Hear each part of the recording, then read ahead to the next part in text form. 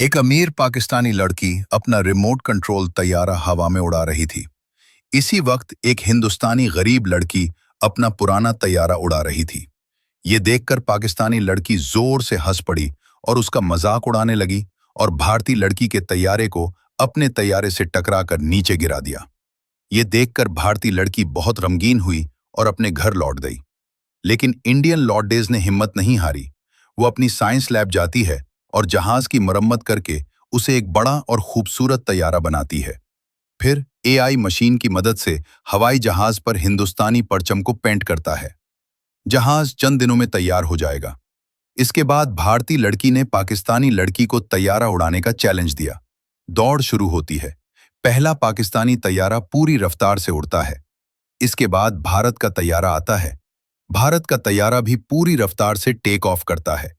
दोनों तैयारे आसमान की बुलंदी पर दौड़ रहे हैं। कभी भारतीय तैयारा आगे तो कभी पाकिस्तानी तैयारा। फिर अचानक मौसम खराब हो जाता है और तेज गर्ज चमक आती है। बारिश के बायस दोनों तैयारे अपना तवाजुन खो बैठे और उन्हें लैंड करना पड़ा। अब जीतने वाले का फैसला वोटिंग से होगा। पाकिस्तान के लिए लाइक और सब्सक्राइब करें और इंडिया के लिए कमेंट्स करें।